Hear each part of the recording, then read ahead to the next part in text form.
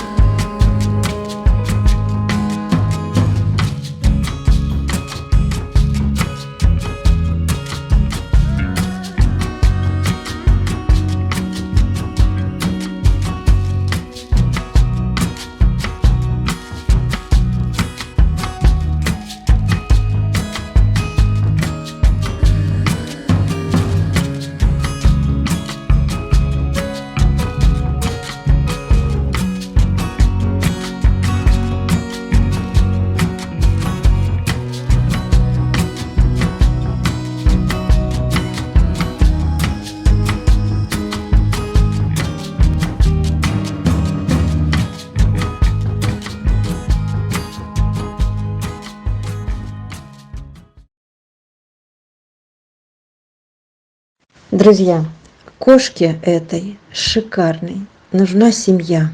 Срочно. Нечего ей скитаться по передержкам. Вот она уже побывала на черной передержке. Без еды, в холодном доме, без хозяйки и в фекалиях. Бывшая хозяйка сдала ее на черную передержку и не пришла за ней. А знаете почему? Потому что спаривать ее в их глухой деревне не с кем, как она объяснила. А больше она ни для чего не нужна. Это умница и красавица. Ручки, отзовитесь.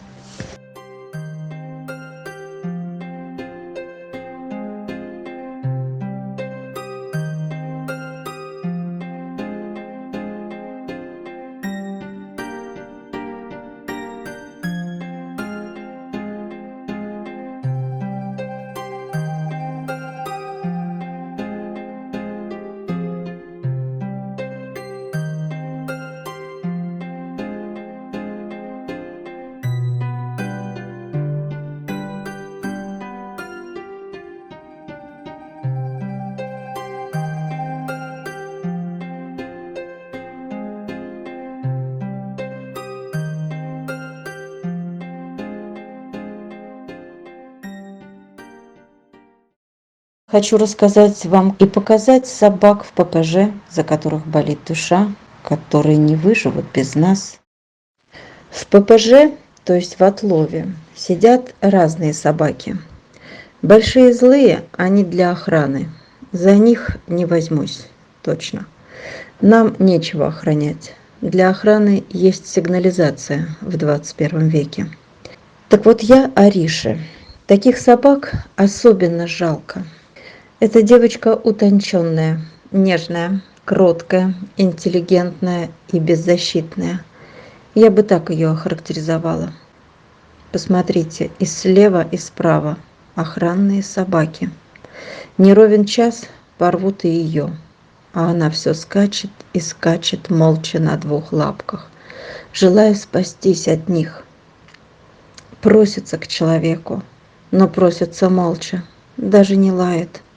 От этого еще больше дух захватывает. Не выживают такие. Вот как такую не спасти?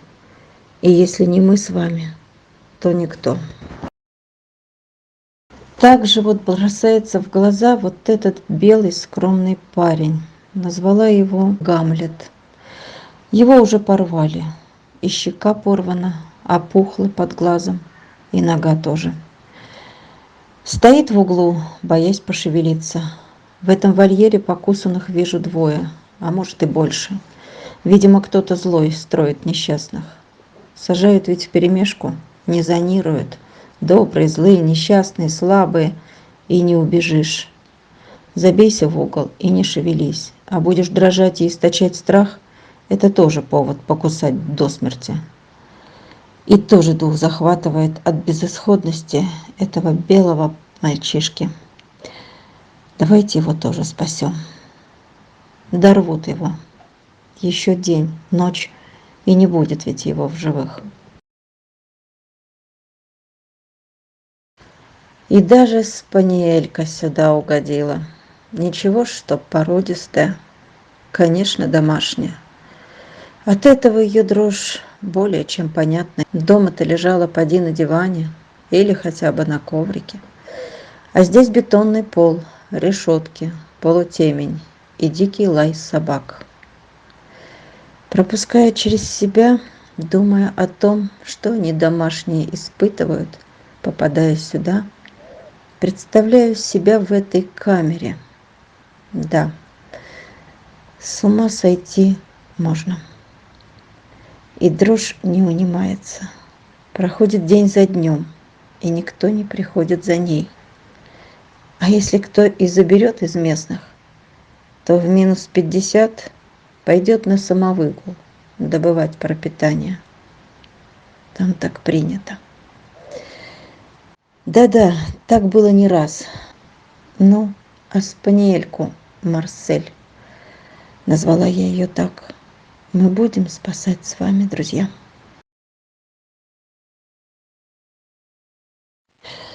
А посмотрите, какая грациозная, пятнистая, шоколадная, красивая, не знаю пола, но назвала ее пока Шоки.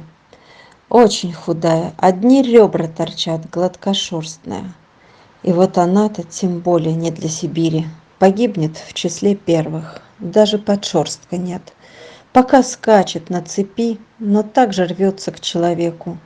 Такой умный, пронизывающий взгляд, как будто все понимает и вопрошает: «Зачем меня здесь оставили? Я домой хочу».